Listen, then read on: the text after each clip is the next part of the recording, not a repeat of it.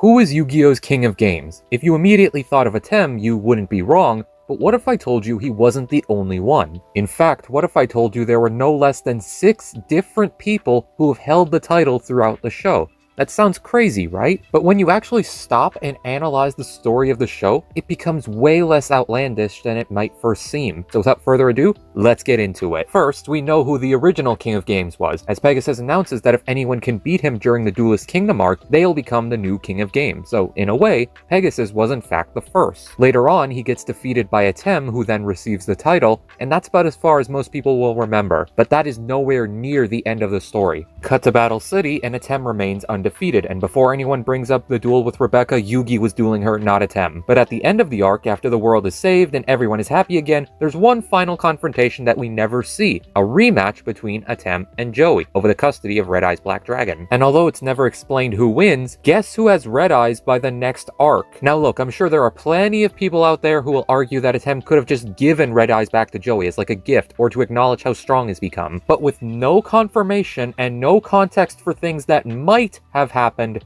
you kinda just have to take things at face value, which means that Joey beat Atem. That is insane. And that also means that Joey went from losing to Taya in the beginning to becoming the new King of Games. Unfortunately, he doesn't hold on to that title for very long, as in the next arc, Waking the Dragons, after Joey has what might just be one of the silliest / coolest looking duels to ever grace the screen against Valen, he's challenged by Mai, and due to exhaustion, he passes out and loses the duel midway through. So not only did we have the ultimate underdog character become the new king, but now Mai Valentine is officially the Queen of Games. Well done, show. That's a really big risk to have a woman be the strongest on a show aimed towards boys, and she got off screen by Raphael. Well, it was fun while it lasted. Oh well, at least Raphael is a really interesting and cool character. I'm sure we'll be seeing a lot more, and he already lost to Atem.